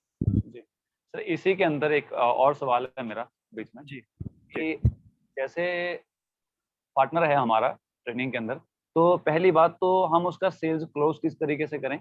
लेकिन मैं उससे पहले ये जानना चाहता हूँ कि जब हम किसी को इनविटेशन कर रहे हैं सर, जैसे आपने बोला कि हम हर किसी को सेम पैटर्न के साथ इनविटेशन करने की कोशिश करते हैं, सॉरी इनविटेशन नहीं, प्रोस्पेक्टिंग करने की कोशिश करते हैं, बिकॉज इनविटेशन तो आउट ऑफ फील्ड हो गया ठीक है सर। और थैंक यू। जैसे अगर हम प्रोस्पेक्टिंग कर रहे हैं सर, तो आप ये बताइए कि किस स्क्रिप्ट के बेस पे हम काम को एक्सप्लेन, आप किस तरीके से एक्सप्लेन करवाते हो सर टीम को। जैसे मैं आपको बताता हूँ, बहुत सारे लोग ना इस चीज को छुपा लेते हैं सर। आपको पता है कि कोई भी पर्सनल एक्सपीरियंस शेयर नहीं करता। तो जैसे हम लोग बोलते हैं कि ऑनलाइन सेलिंग का काम है, या डायरेक्ट सेलिंग का काम है, या फैशन इंडस्ट्री का काम है, इस तरीके से काम को एक्सप्लेन किया, स्क्रिप्ट है मतलब। आप सर किस स्क्रिप्ट को फॉलो करते हो जिसकी वजह से इन्विटेशन रेशो मैक्सिमम बढ़ती जा रही है। और सर मैं चाहता हूँ कि आप छुपाए ना, प्लीज, आप जो भी है एटलीस्ट बता दे प्लीज, रिक्वेस्ट है ओके। सर। ओके, इनविटेशन के लिए मैं आप सभी को एक कीवर्ड देता हूँ, अगर वो कीवर्ड जिसने कैच कर लिया वो कर लेगा। जी सिंगल कीवर्ड है। राइट। उसके अलावा सब लोग अपना डिस्क्रिप्शन अलग अलग देते हैं टीम में। सब लोग अलग अलग से डिस्क्राइब करते हैं चीजों को, अकॉर्डिंग टू प्रोस्पेक्ट उसको करते हैं। Single keyword is that, hello sir, my self is there and मैं नेक्स्ट नीरज सिंह कम्युनिटी से बात कर रहा हूँ। एंड मैंने आपको इसलिए कॉल किया है, और सबसे पहली चीज जो आपने आइडेंटिफाई करनी है वो ये कि आपने नंबर कहाँ से लिया है। हम अक्सर ये छुपा लेते हैं। नंबर बताना है कहाँ से लिया है, आपने फेसबुक से लिया है, व्हाट्सएप से लिया है, गूगल से लिया है, या ग्रुप से लिया है, जहाँ से भी आपने लिया है। अब वहां से वो पहले आइडेंटिफिकेशन दो अपनी, कि आपने ये नंबर कहाँ से फाइंड आउट किया, ठीक है। एंड उसके बाद एक और जो सबसे बड़ा लफड़ा जो होता है कि हम एक अलग नंबर ले लेते हैं और उसमें हम कुछ डिफरेंट डिफरेंट डाल देते हैं ट्रू कॉलर में। तो कोशिश करो कि वहाँ पे आपका नाम आए, कुछ अलग ना आए, आपका नाम आना चाहिए। कुछ लोगों को देखता हूँ फैशन स्टार डाल देते हैं, समथिंग समथिंग कुछ और, समझ के होंगे। तो कोशिश करो कि आपका नाम आए, वहाँ पे आपकी आइडेंटिटी आए, जो आपकी पहचान बताए कि कॉल किसका आया है, राइट। एंड आफ्टर दैट जो आपने बताना है वो एक सिंगल लाइन जो है, वो कीवर्ड जो मैं आपको बता रहा हूँ वो ये है कि सर, हम online work from home through digital marketing, online work from home through digital marketing, बस this is the key line. अब इसके अकॉर्डिंग आदमी जो क्वेश्चन करेगा वो ऑब्जेक्शन हैंडलिंग होती चली जाएगी online work from home, next. Through through digital marketing, okay, through digital, thank you so much. Right. अब इसके अकॉर्डिंग जैसी ऑब्जेक्शन आएगी वो हैंडल हो जाएगा। जी सर, अलग अलग एक छोटा सा इशू इसके अंदर सर आ जाता है एक और, कि कुछ जी। जो हमारे, या तो फिर हमारा एरिया समझ लीजिए, हम जिस एरिया में काम कर रहे हैं, यहाँ पे कुछ हम्म लोग रूरल एरिया से बिलोंग करते हैं, तो थोड़ा हम्म कम पढ़े लिखे लोग हैं, तो उनको जब ये चीज़ें बोलते हैं थोड़ा, मतलब वो समझ नहीं पाते हैं इन चीज़ों को। अगर इससे और शॉर्ट एंड सिंपल तरीके से, जहाँ पे मान के चलिए कि कम पढ़े लिखे लोग हैं, उसको समझाना हो तो किस तरीके से समझा सकते ये लाइन सबने याद कर लेनी है, ये समझ लो। जैसे हम गुड बिजनेस याद कर रखे हैं ना वैसे याद करनी है, ठीक है। हैं? क्योंकि अगर इसको याद कर लोगे तो इससे क्या होगा कि हम 3 टाइप्स के ऑडियंस को कवर कर सकते हैं। पहला जो ऑनलाइन वर्क करने में इंटरेस्टेड है, दूसरा जो वर्क फ्रॉम होम करने में इंटरेस्टेड है, तीसरा जो डिजिटल मार्केटिंग करने में इंटरेस्टेड है। तो 3 कीवर्ड्स 3 टाइप्स की कैटेगरीज को कवरेज करते हैं, राइट, जिसको एक कीवर्ड्स में एक की लाइन में लिखा हुआ है। जी, ओके जी। Okay sir. जी। सर, जो पिछला लॉकडाउन था उसके अंदर हम लोगों ने एक बहुत, मतलब एक चीज़ किया, इसका एक काम किया जो बहुत पावरफुल सिद्ध हुआ, वो ये कि हमने बहुत सारे लोगों का ना फ्री साइन अप करवाया, एक जी। एम्बेसडर करके। और आफ्टर लॉकडाउन जब हम सेंटर के अंदर आके हमने काम करना स्टार्ट किया, तो उनमें से काफ़ी सारे लोग आए हमारे पास, और आके उन लोगों ने अपने बिज़नेस के अंदर परचेज़िंग भी किया, ट्रेनिंग भी किया, सब कुछ किया, और अपने बिज़नेस को आज कंटिन्यूअसली कर रहे हैं। तो सर, आपको क्या लगता है कि जो, अगर कुछ लोगों को हम ट्रेनिंग कर रहे हैं, प्लानिंग प्लान भी शो कर रहे हैं, अगर मान के चलिए कि वो परचेज़ नहीं कर रहे हैं या कम परचेज़ भी कर रहे हैं, वो साइन अप करवाने के बेनिफिट क्या हो सकते हैं? ओके सबसे पहली बात, साइन अप तो मेरे हिसाब से एक जस्ट वो है कि हमारे पास चलो उस बंदे का डेटा है और वो बिलीव करता है, साइन अप तभी करेगा। विदाउट बिलीव के कोई साइन अप नहीं करेगा, ठीक है। तो यहाँ पर मैं आपको बताता हूँ कि बात आती है क्लोजिंग की, बात आती है सेल्स की। तो सेल्स जो है ना 3 स्टेप का फिनोमिना है, जहाँ पर 3 स्टेप्स फॉलो होते हैं, ठीक है। जी, पहला जो है, राइट, पहला जो है वो ये है कि लाइक सेल्स की बात करूं, बिकॉज हम सेल्स की दुनिया में हैं। तो सबसे पहला जो जिस तरीके को मैं एक्सप्लेन करता हूँ वो ये है कि पहले नीरज बेचेगा, ठीक है। पहले नीरज बेचेगा, फिर नीरज की कही हुई बातें बेचेंगी, और फिर नीरज जो बेचेगा वो बिकेगा। ओके, बात समझ में आ रही है? Yes sir. पहले मैं बिकूंगा, फिर मेरी बातें बिकेंगी, फिर मेरा प्रोडक्ट बिकेगा। हम सीधा प्रोडक्ट बेचना चाहते हैं, वो जानते ही नहीं कि ईश्वरी है कौन वो जानते ही नहीं ईश्वरी की बातें सही है गलत है। तो पहले हमें 2 स्टॉप फॉलो करने होंगे, स्टेप्स, उसके बाद में थर्ड इजी होगा स्टेप्स फॉलो करने के लिए। Got it? जी, सर, जी, वेरी गुड, नेक्स्ट। बहुत बढ़िया था। पहले हम खुद बिकेंगे, फिर हमारी बातें बिकेंगी, आफ्टर दैट हमारा प्रोडक्ट सेल होगा। ठीक है सर। उसके बाद सर, आप एवरी मंथ किस तरीके के टारगेट्स बनाते हैं, और उन टारगेट्स को कंप्लीट करने के लिए आप किस तरीके से काम करते हैं और कंप्लीट करते हैं सर उन चीज़ों को? और हमें किस तरीके से करना चाहिए? टारगेट तो डिपेंड करता है कि अकॉर्डिंग टू सिचुएशन हमें टारगेट बनानी चाहिए। राइट, जैसे सिंपल सी मान, बात है। Sorry ji. टू से, कि जैसे बीच में अभी प्रमोटर्स भी हैं, मैवन भी हैं, इन्फ्लुएंसर्स भी हैं, तो उन सब एक प्रमोटर को कैसे काम करना चाहिए, एक मैवन को कैसे काम करना चाहिए, इस तरीके से? जी, प्रमोटर का टारगेट ये होना चाहिए कि मैं मेवन कितना जल्दी बन सकता हूँ, जी, और मेवन का टारगेट होना चाहिए मैं इन्फ्लुएंसर कितना जल्दी बन सकता हूँ। इन्फ्लुएंसर का टारगेट होना चाहिए मैं कितना जल्दी प्री एस और एस बन सकता हूँ। तो टारगेट हमारा जो है सभी का, वो हमारी नेक्स्ट रैंक को अचीव करने का होना चाहिए। और जो नेक्स्ट रैंक को अचीव करने का जो मेरा टारगेट है, तो मैं कहीं ना कहीं अपनी टीम के भी टारगेट कर पाऊंगा। तो जब भी बात आती है वो आगे हम डिस्कस करेंगे जब हमारे लीडर्स उसमें हो। राइट। प्रॉब्लम आ रही है किसी को साउंड्स में, डिजिटल आकाश। एक बार ओके गाइस, प्लीज एक बार कमेंट करके बताएंगे आप लोग, क्या मैं ठीक से सुनाई दे रहा हूँ? हाँ जी, क्या मैं ठीक से सुनाई दे रहा हूँ? जी सर, मेरे पास सॉरी। जा रही जी। जी। जी नेक्स्ट। कल सर एक मीटिंग हुई थी हमारी रोशन सर के साथ। जी। रोशन सर ने एक बहुत अच्छी बात बोली थी कि अगर हम लोग प्रॉब्लम को मेजर नहीं कर सकते तो हम वहां से अपने आप को इम्प्रूव भी नहीं कर सकते। जी। पहले प्रॉब्लम को मेजर करना आना चाहिए कि किस प्रॉब्लम है, और उसको मेजर करने के बाद हम उसके ऊपर अगर उस तरीके से काम करते हैं तो हम उसको इम्प्रूव कर सकते हैं। तो सर सब जैसे अभी जिस जिस भी रैंक के अंदर है, प्रमोटर्स हैं, मैवन है, उनके पास ना अलग अलग तरीके की सर डिस्ट्रैक्शंस आती हैं। हम्म। रिलेटिव हो सकता है, वो फैमिली हो सकता है, वो अभी तो चलो बहुत बड़ा एक्सक्यूज है सबके, लॉकडाउन है जी, कोरोना जी। है, इस तरीके की चीजें लेकर हैं, डिस्ट्रैक्शन बीच में आती है। हम्म। सब चीजों से हमें अपने माइंडसेट को क्लियर कैसे करना है, और ऑन वर्क हमें अपने काम के ऊपर फोकस किस तरीके से रहना है, चाहे वो प्रमोटर है, मैवन है, चाहे इन्फ्लुएंसर है, कि उसके ऊपर डिस्ट्रैक्शन हावी ना हो। Okay definitely. तो जैसे आप पूछना चाह रहे हैं कि एक प्रमोटर से एज भरने के लिए क्या क्या डिस्ट्रक्शन आते हैं, तो उनको वो कैसे सॉर्ट आउट करे या उनसे कैसे दूर रहे। तो इस चीज के लिए मैं आप सभी को एक रिक्वेस्ट करूंगा कि इस चीज को ना मैंने पूरा हार्टली, जब मैं प्रीएस बना था तो दूसरे दिन ना मेरा एक वेबिनार रखा गया मेरे अपलायंस इंजन ने। ठीक है। तो उस वेबिनार को मैंने पूरा रिकॉर्ड करके यूट्यूब पे डाल रखा है, और आप सभी उसको जरूर सुनना, क्योंकि जब मैं अपनी टीम में किसी को जब लाइक ट्रेनिंग सेशन कराता हूँ तो उसके बाद में सेकेंडली उसको वही देता हूँ, वो वीडियो जरूर प्रोवाइड करता हूँ। तो I request to all of you कि जाके आप उस वीडियो को जरूर देखें। उसमें आपको ये पता चलेगा कि आपको क्या क्या प्रॉब्लम्स आने वाली है, तो आप पहले से तैयार हो जाओगे कि इसको मैंने कैसे लड़ना है, मैंने इसको कैसे मारना है। राइट। तो आप लोग सभी जाके ना एक बार जरूर चेक करें। ओके। तो मैं ये सभी लिंक्स वगैरह ईश्वरी सिन्हा को शेयर कर दूंगा, और बाकी मैं टीम मेरी कनेक्टेड होगी तो मैं चाहूंगा कि आप यूट्यूब का चैनल बिल्कुल शेयर कर दें। जी Sinha next, because already time बहुत होता जा रहा है ना, और 1 आवर प्लस हो गया है, एंड होप सो कि काफी लोग चिंतित भी होंगे, पता नहीं कितना लंबा चलने वाला है। तो डोंट वरी गाइस, ज्यादा लंबा नहीं चलने वाला है। नहीं राइट। सर, ये बहुत जबरदस्त एक्सपीरियंस है, और इसको सर जितना टाइम चलता है इसको कंटिन्यू रखने की कोशिश करूंगा मैं तो अपनी तरफ से। मुझे बहुत सर सीखने को बहुत सीखने।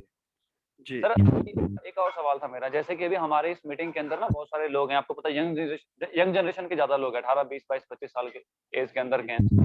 जी।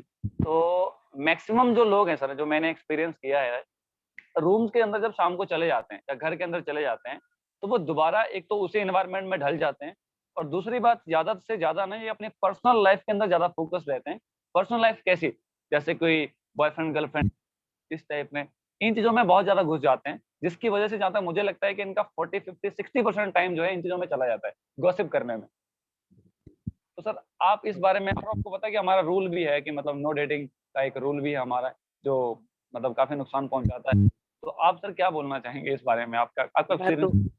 बिल्कुल, मैं तो ये बोलूंगा जम के डेटिंग करो, अगर भी नहीं चलता है तो। जी सिंपल सी बात है। जी अगर भी नहीं चलता जम के डेटिंग करो, जी चलता है तो कम करो। मैं नहीं बोलूंगा छोड़ दो, क्योंकि छोड़ना आसान नहीं होता जिनके अंदर ये चीजें होती हैं, बट हाँ कम तो कर सकते हैं हम। अगर हम जी 4 घंटे कहीं टॉक करते हैं, लाइक कुछ नेसेसरी कॉल्स हैं, लाइक हो सकता है आपकी फियांसी हो सकता है वो आपकी वाइफ हो सकता है कपल्स हो, मैं तो सिंपल सी बात बोलूंगा कि छोड़ना नहीं है। ठीक है, क्योंकि वो भी आपके लिए जी रहा है, बट हाँ कम तो कर सकते हैं। हम जब 4 घंटे देते हैं वहाँ 15 मिनट देना स्टार्ट कर दें। क्यों क्यों बोल रहा हूँ ये चीज, कि आज आप जिस पर्सन को जितना समय दे रहे हो ना, जितना समय दे रहे हो, अगर आपने कुछ अचीव नहीं कर पाया ना, वो आपके पास 1% और 1 सेकंड के लिए नहीं रहने वाला, तो छोड़ के चला जाएगा। बोला यार चल क्या किया जिंदगी में तूने, क्यों तेरे से बात करूं। तो एक लाइन मुझे बहुत प्यारी याद आ रही है। तो एक बहुत प्यारी लाइन है, बोलना जरूर चाहूंगा कि खुद ही को कर इतना बुलंद, खुद ही को कर इतना बुलंद कि खुदा खुद पूछे बता बंदे तेरी रजा क्या। राइट। तो अपने आप को इस काबिल बना लो ना यार, कि लोग आके आपके सामने सेल्फी क्लिक करें, सर एक सेल्फी प्लीज। राइट। सर आपका contact number, sir autograph please, वो चीजें आप डेवलप करो ना, क्लियर है। और या फिर अपने आप को उस काबिल बना लो कि जब आप इन चीजों को करो तो किसी को ये ना कहना पड़े ये मत कर वो मत कर, क्योंकि आपकी बाकी चीजें ठीक चल रही है, क्लियर है। तो कोशिश यही करनी है कि जो भी ऐसी चीजें हो रही हैं उसको हम कम करें और अपने बिजनेस पर फोकस करें। बिकॉज जब बात आती है कि हम उस काम को ही अचीव कर सकते हैं जहां पर हम फोकस करते हैं, और वहीं पर मुझे वॉरेन बफे की वो लाइन याद आती है कि जब हम किसी काम को करते हैं तो उस पर फोकस होना जितना जरूरी है ना, जिस काम पर फोकस होना जितना जरूरी है, उससे भी ज्यादा उससे भी ज्यादा जरूरी बात है कि बाकी चीजों से डीफोकस होना। ऑब्वियसली। ओके, सो मैं किसी को ये नहीं बोलूंगा छोड़ दो, पर मैं ये जरूर बोलूंगा थोड़ा कम करो, ठीक है। और एक बार अचीवमेंट्स ले लो फिर जो मर्जी करो। जी बिल्कुल। ओके, एक बार अचीवमेंट्स ले लो फिर जो मर्जी करो, लेकिन अभी थोड़ा सा कम करो क्योंकि बिजनेस बढ़ जाएगा, टीम बढ़ जाएगी, टीम ग्रोथ हो जाएगी, और फिर जो मन करे वो करो। ओके, ऑल द बेस्ट उन लोगों को। जी सर। सर जैसे अभी आप के अंदर आई थिंक 2 इयर्स से इस बिजनेस के अंदर आप हैं, आप सर किस नजरिए से देखते हैं इस प्लेटफॉर्म को, और क्या लगता है कि आने वाले टाइम के अंदर हमारा जो, जैसे ना कल रोशन सर से मीटिंग हुई परसों, तो उन्होंने क्या बताया कि जितने भी मार्केट के अंदर नेटवर्क मार्केटिंग कंपनीज आ रही हैं आज की डेट में, सबके पास एक ही तरीका है कि हम एक मार्केट प्लान बनाते हैं, और उस मार्केटिंग प्लान के अकॉर्डिंग हम क्या करते हैं, वो दिमाग में ये लेकर चलते हैं कि हम दूसरी कंपनी से 10 रुपए ज्यादा प्रॉफिट देते हैं, तो लोगों को अपनी तरफ अट्रैक्ट करते हैं कि अगर ए शॉर्ट 400 रुपए दे रहा है तो हम 450 देते हैं या 420 रुपए देते हैं, और अट्रैक्शन अपनी तरफ खींच लेते हैं। लेकिन रोशन सर ने बोला कि हमारा जो मतलब कॉन्सेप्ट है वो अलग है, कि हम बिजनेस के अंदर टीम के साथ पैसा कैसे कमा सकते हैं, बिना टीम बनाए कैसे पैसा कमा सकते हैं, बिल्कुल। होस्टिंग के साथ पैसा कमा सकते हैं, या फिर आप वेंडर पार्टनर बन के कैसा, तो हमारा तो मतलब डिफरेंट वेज हैं पैसा कमाने के। तो जी मतलब अपने लेवल, अपने बिजनेस को एक अलग लेवल पे लेके जा रहे हैं, जो कि इंडिया के अंदर कोई भी कंपनी इतना क्रिएटिव तरीके से नहीं सोच रही है अपने बिजनेस को। तो सर जी। आपको क्या लगता है कि आने वाले टाइम के अंदर हमारा प्लेटफॉर्म कैसा होने वाला है, और सबसे बड़ी बात ये कि जितने भी कंपनीज हैं सिंगल प्रोडक्ट के ऊपर या डबल प्रोडक्ट के ऊपर या मैक्सिमम 2 या 3 या 4 प्रोडक्ट्स के ऊपर काम कर रही हैं, बकायदा हमारी कंपनी तो 500 से प्लस प्रोडक्ट्स के ऊपर काम करने वाली है। तो यस। आपको क्या लगता है सर आने वाले टाइम के अंदर हमारा जो प्लेटफॉर्म है किस लेवल पे जाने वाला है, और लोगों का फ्यूचर कैसा होने वाला है? ओके, तो सिंगल लाइन में बोलूं, फ्यूचर ब्राइट है, जी इसलिए यहाँ पर हूँ, ठीक है। जी और दूसरी लाइन में बोलूं तो ये है कि एक गाना जो सुना है ना, कि जग ढूंढिया थारे जैसा ना कोई, जी ये गाना गाने वाले हैं सब लोग, ठीक है। जी और फिर तीसरा गाना वो तेरे जैसा यार, ये लाइन मेरी याद रखना आप लोग, ऐसा होने वाला है, ठीक है। बिकॉज आप सभी मेच्योर पर्सन हैं, और मैं इन चीजों के बारे में डीपली डिस्कस करूँ या इन पर ज्यादा फोकस करूँ तो मेरी वो अनभिज्ञता होगी, because you are already mature person, तभी आपने डिसीजन लेके इस बिजनेस को ज्वाइन किया है, ठीक है। तो 3 लाइन याद रखना, कौन सी है? फ्यूचर ब्राइट है ना, राइट। जी जग ढूंढिया थारे जैसा ना कोई, है ना, और तेरे तेरे- जैसा यार का, 3 लाइन आपको जरूर याद आने वाली है। जी, नेक्स्ट। ठीक है सर। उसके बाद सर कुछ लोग हैं जो स्लो लर्नर होते हैं, इनको बहुत स्लो स्लो समझ में आता है, और कुछ लोग ऐसे होते हैं जो फास्ट समझ में आती चीजें। तो इनको किस तरीके से सर गाइड किया जाना चाहिए, यानी इनको किस तरीके से काम करना चाहिए? अगर वो स्लो लर्नर है, कई लोग ना आपस में सर कंपैरिजन कर लेते हैं कि मैं तो कम पढ़ा लिखा हूँ, वो ज्यादा पढ़ा लिखा है, वो बन सकता है, मैं नहीं बन सकता। तो इन चीजों को लेकर किस तरीके से मतलब। ओके, तो सबसे पहले पॉइंट मैं आपको बता दूं डायरेक्ट सेलिंग कैसा बिजनेस है, तो यहाँ पर एजुकेशन मैटर नहीं करती। आप किस एजुकेशन से हो, आप किस कास्ट से हो, आप किस रिलीजन से हो, आप किस कम्युनिटी से हो, आप मतलब कैसे हो, मैटर नहीं करता। यही एक सिर्फ एक ऐसी इंडस्ट्री है जहां पर कलर भी मैटर नहीं करता।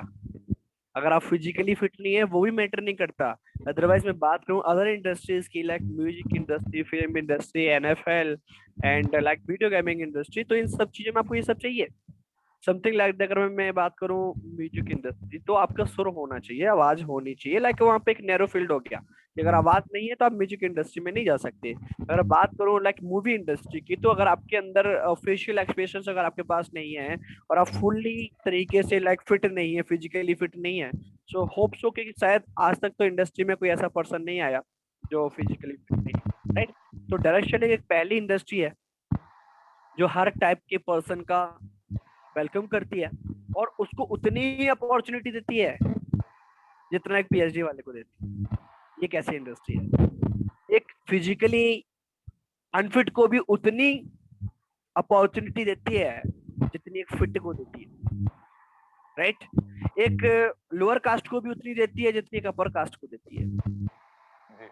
एक अनपढ़ को भी उतनी देती है जिसके पढ़े लिखे को देती है। पहली इंडस्ट्री है, मैं अक्सर एक चीज बोलता हूँ कि डायरेक्शन एक ऐसी इंडस्ट्री है ना जो जहां पर सबको लाके ना एक लाइन पे खड़ी कर देती है, उन्हें मैटर नहीं करता, और फिर लाइन पे खड़ी करके बोलती भाग ले, जो भागेगा वही जीतेगा। मैटर नहीं करता कि तुम्हारा पास्ट क्या था, मैटर नहीं करता कि तुमने क्या किया क्या नहीं किया, मैटर ये करता है कि तू अब क्या कर रहा है, तू अब क्या करने जा रहा है, तू जो अब करेगा वही तेरे रिजल्ट्स बनने वाले, राइट? तो दिस इज द इंडस्ट्री जहां पे सबको वो जीरो पे लाके छोड़ देता है, चलो भाग, अब भाग, भागेगा वही जीतेगा। तो बॉस भागना सबको है, कोई जान के लिए भाग रहा है, कोई खाने के लिए भाग रहा है, और जो जान के लिए भागता है वही जीतता है। तो इट्स अप टू यू कि आप किस लिए भाग रहे हो। जी ईश्वरी जी।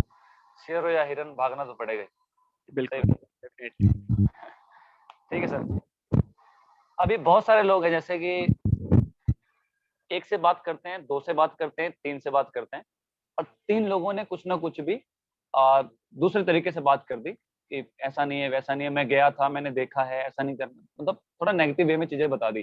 तो वहीं पे जो एक ब्रिज है, चाहे वो प्रमोटर है, चाहे वो मैवन है, वो कहीं ना कहीं पे एक बार अपने आप को उससे कंपैरिजन कर लेता है कि उससे नहीं हुआ तो शायद मेरे से भी नहीं होगा, और वो अपने आप को डिमोरलाइज कर लेता है। जी दैट टाइम पे सामने वाले का जो एटीट्यूड है, प्रमोटर हो चाहे मैवन हो, अगर उसको दो चार लोग, पांच सात लोग मना भी कर देते हैं, ऑब्वियसली जैसे बोलते हैं ना कि बाहर 90% लोग फेलियर हैं और 10% लोग ही सक्सेसफुल हैं, तो जाहिर सी बात है कि जो ज्यादा है वही हमें मिलेंगे। तो 90% लोग अगर फेलियर हैं तो हमें ज्यादा ही लोग मिलेंगे, तो 90% लोग ही मिलेंगे। लेकिन फेलियर लोगों से मिलने के बाद हम अपने आप को भी उनके साथ कंपैरिजन करने स्टार्ट कर देते हैं, जबकि हमें जाना 10% के रेशो में। जी। सर उसमें हमारा एटीट्यूड कैसा होना चाहिए? अगर तो कुछ एक क्वेश्चन, या बिल्कुल मैं एक क्वेश्चन करना चाहूंगा अपनी कम्युनिटी से कि आप लोगों ने बिल गेट्स का नाम सुना है? किस किस ने सुना है बिल गेट्स का नाम? यस और नो, प्लीज कमेंट यस और नो, यस और नो। ओके, सरिका जी का पहला कमेंट आया है, अनीस कोरी एंड तेज कुमारी, दो बार यस आया, ठीक है, दो बार यस हो। अनिल जी, धीरज जी, जो लोग बोलेंगे उनका नाम रीड कर रहा हूँ मैं, ठीक है? Okay, Gagan Sinha, good business Gagan Sinha, Jaswanti ji,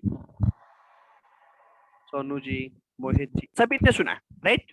thank you. चलो एक स्टोरी, चलो इसको साइड करते हैं, एक स्टोरी सुनाता हूँ। एक पर्सन ऐसा हुआ जिसके दिमाग में ना एक स्टार्टअप आया, जिसके दिमाग में ना एक आइडिया आया, और उस आइडिया को उसने ना 1200 लोगों के सामने शेयर किया, और 1200 लोगों में से सभी लोगों ने ये बोल दिया, पागल है रे, ऐसा होता है क्या, ये पागल बात कर रहा है, ये पागल पत्ती वाली बातें कर रहा है। तो अप्रोक्सीमेट, मुझे एग्जैक्ट नंबर याद नहीं है, 30 to 50 के बीच में लोगों ने हाँ बोला 1200 लोगों को शेयर करने के बाद कि चलो ठीक है, देख लेते तेरा आइडिया क्या है। तो उतने लोगों ने उसका आइडिया देखा और 11 लोगों ने उसके साथ काम किया, राइट? और 11 लोगों ने काम किया और वो वर्ल्ड का रिचेस्ट पर्सन रहा अपने समय पे, राइट? आज वो थर्ड या फोर्थ नंबर पे है। वो पर्सन कोई और नहीं,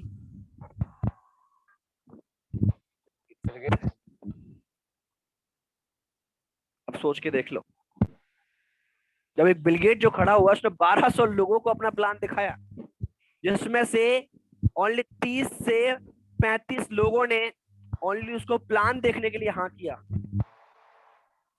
और 11 लोगों ने प्लान देख के बोला चल ठीक है ट्राई कर लेते हैं। तो सोच लो, अगर बिलगेट्स भी बनना है तो 1200 लोगों की ना सुननी पड़ेगी। हमारी है। तो failure is the part of our business. Failure actually इस बिजनेस में कोई होता ही नहीं है, राइट? तो इस बिजनेस में जो सिर्फ और सिर्फ होता है, यस 11 लोगों ने, राइट? इस बिजनेस में ना क्विटर होते हैं, फेलियर नहीं होते इस बिजनेस। जी सर। पहला बिजनेस है इसमें क्विटर होते हैं, फेलियर कोई नहीं होता इस बिजनेस में, राइट? Yes, next. सर दो तरीके के लोग होते हैं, एक जो सेविंग करने के बारे में सोचते हैं, और एक वो जो इन्वेस्ट करने के बारे में सोचते हैं अपने ऊपर।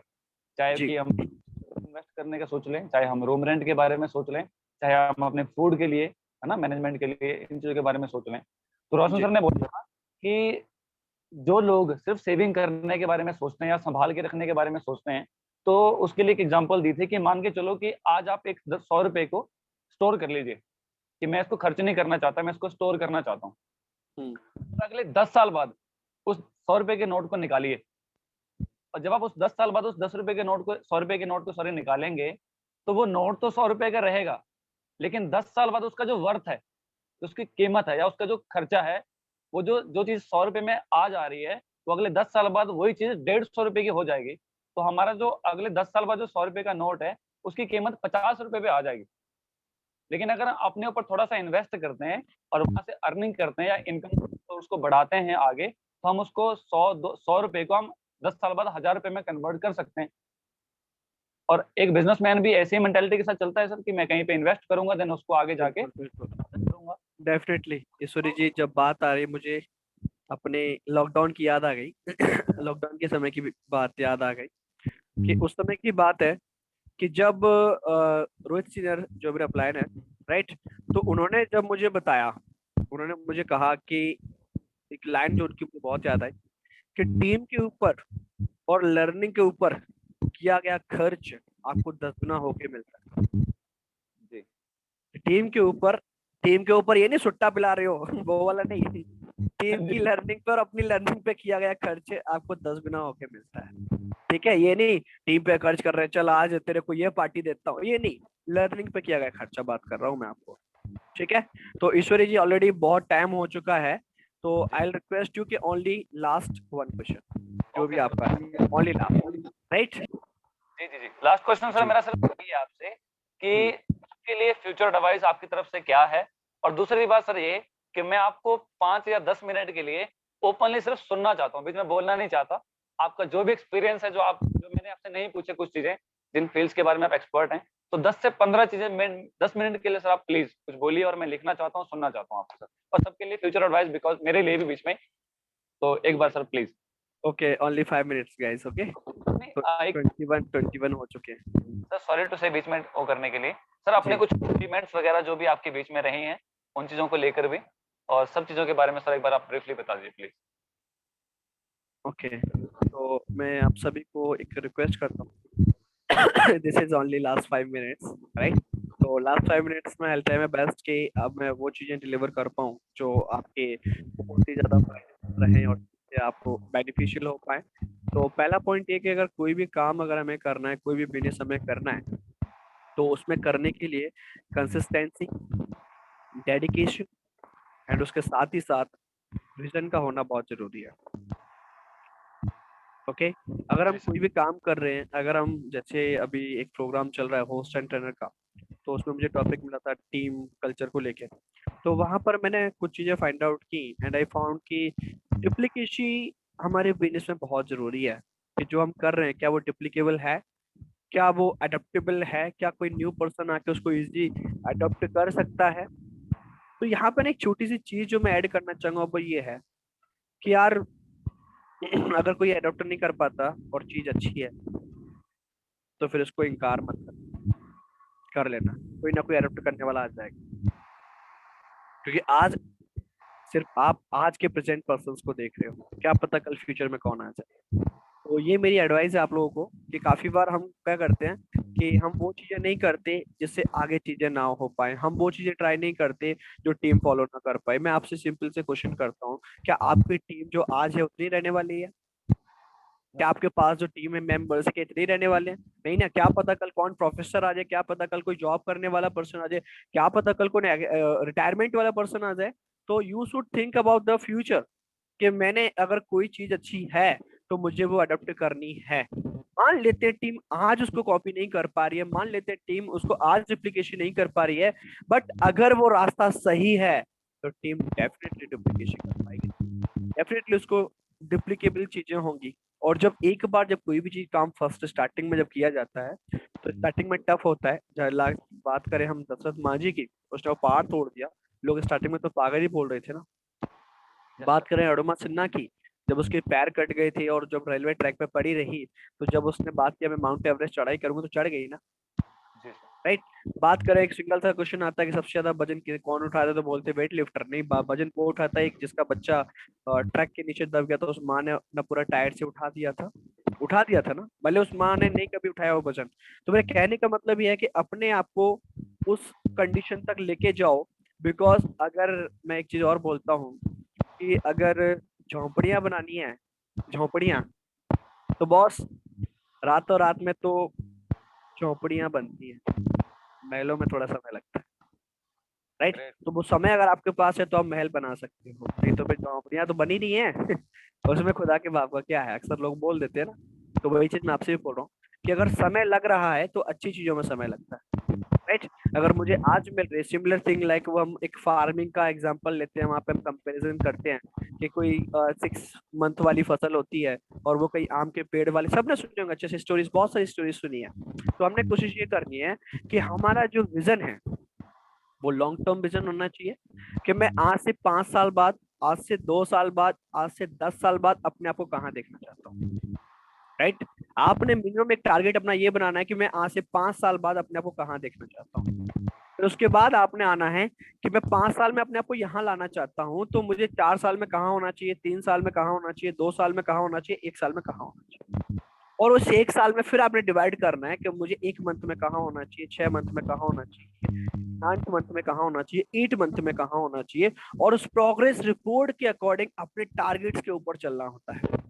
तब आपको कभी भी ना नेगेटिविटी फील नहीं होगी कि यार मैं कर रहा हूँ कि नहीं कर रहा हूँ। अक्सर लोगों को ये लगता होगा पता नहीं मैं कुछ कर रहा हूँ कि नहीं कर रहा हूँ। अक्सर लोगों को ये फीलिंग आती है पता नहीं यार मैं सही रास्ते पे हूँ कि नहीं। अक्सर लोगों को ये लगता है कि मैं सही प्लेटफॉर्म पे हूँ नहीं। तो मैं आपको एक चीज बताता हूँ कि आप लोग एक चीज कोशिश ये करो कि जब सुबह उठते हो ना, तो सबसे पहले एक गॉड को, भगवान को, जिनको भी आप मानते हो उनको थैंक्स बोलो कि भगवान तेरा शुक्रिया अदा कि लॉकडाउन जैसी सिचुएशन में, कोरोना जैसी सिचुएशन में तूने हमें स्वस्थ रखा। राइट, उनका थैंक्स बोलो। एंड उसके बाद अपने काम में लग जाओ। शाम को जब सोते हो, सोने से पहले अपनी एक लिस्ट बनाओ कि मैंने काम कल क्या क्या करने हैं। ठीक है, कल क्या क्या काम करने हैं। तो जो आपने लिस्ट बनाई है ना, उस लिस्ट को जब नेक्स्ट डे जब आप सोओगे तो उस लिस्ट को मेजर करो कि मैंने कौन कौन से काम कर लिए। राइट, कौन कौन से काम कर लिए, बात सुन आ रही है? Yes okay. सर। तो जी। उस तरीके से हमने चीजें करनी है। और जब हम इस स्ट्रेटेजी पे जब हम काम करते हैं, जब इस स्ट्रेटेजी से हम जब काम कर रहे होते हैं, तो हमें खुद में एक मोटिवेशन मिलता है। खुद में हमें खुद लगता है कि हाँ मैं कुछ कर रहा हूँ। अदरवाइज सबसे बड़ी बात है कि कोई मोटिवेशन काम नहीं करता जब तक खुद में अंदर मोटिवेशन ना हो। Because motivation is a temporary drug. जी। मोटिवेशन एक वो है जो कुछ समय तक आपको स्टेबल रख सकता है, बट ये आपको परमानेंटली नहीं रख सकता। सो ट्राई टू अंडरस्टैंड कि आप सेल्फ मोटिवेट हो पाए। सेल्फ मोटिवेट कैसे होंगे? वो आपका 5 साल का टारगेट आपको सेल्फ मोटिवेट करके रखेगा। तो 5 साल का जो टारगेट है वो आपको मोटिवेट करके रखेगा। ठीक है। तो now it's enough from my side. If you have any question, if you have any doubts, you can search me on Instagram, next gen Neeraj Singh. आप नेक्स्ट जेन डालोगे मेरी फोटो आ जाएगी, या फिर नेक्स्ट जेन नीरज सिंह डालोगे तो ये वाला लोगो आ जाएगा। तो नेक्स्ट जेन डालने से आपको ये सब चीजें दिखने लगेंगी। NEXTEN डालोगे, कोई भी क्वेरीज अगर आपकी हैं, कोई भी डाउट्स अगर आपके हैं, कुछ भी चीजें जो आपको लगता है कि मैंने नहीं बता पाई हूँ अच्छे से, या मैंने नहीं एक्सप्लेन कर पाई हूँ टाइम के अभाव से, so I am sorry for that. And now it's over to you sir. Thank thank you to all. Thank you so much. Sir seriously मैं आपको बोलना चाहता हूँ कि मैंने लॉकडाउन के अंदर भी मैं सेशंस करता था और मैंने काफ़ी सारे सेशंस पहले लिए हैं। बट सीरियसली सर मैंने आज आपको फर्स्ट टाइम सुना है। और पहली बात सर ये है कि आपके अंदर ये बहुत ज़बरदस्त क्वालिटी है सर। मुझे एक बार भी फील नहीं हुआ कि मैं आपसे फर्स्ट टाइम मिल रहा हूँ। मुझे ऐसा लग रहा है कि मैं आपको पहले से जानता हूँ। और बहुत अमेजिंग एक्सपीरियंस था, बहुत सारी चीज़ें सीखने को मिली है, नोट डाउन भी करी हैं। आई होप कि मेरी सारी चीज़ें मेरी लाइफ में काम आने वाली हैं। सर एक छोटा सा रिक्वेस्ट आपसे मैं करना चाहता हूँ कि इन फ्यूचर के अंदर जब भी आपके पास टाइम हो, मैं आपको सर दोबारा से कुछ 1-2 घंटे के लिए तंग करना चाहूँगा, अगर आपकी इजाज़त हो। Okay, definitely. और एक और खास बात कि मैं 21 तारीख को शाम को 7 बजे अनप्रोफेशनल मैगी सीनियर के साथ लाइव आ रहा हूँ, तो वहां पर भी आप मुझे ज्वाइन कर सकते हैं। ठीक है सर, मैं और मेरी पूरी राइट। मीटिंग। और डेफिनेटली ईश्वरी जी, जब भी आपको लगता है, मैं हमेशा रेडी हूँ। और मेरी हमेशा कोशिश यही रहती है कि मैं आपके हेल्प आ पाऊँ, आपकी हेल्प कर पाऊँ हमेशा। ओके जी। थैंक यू सो मच तो senior. Thank you sir, thank you so much.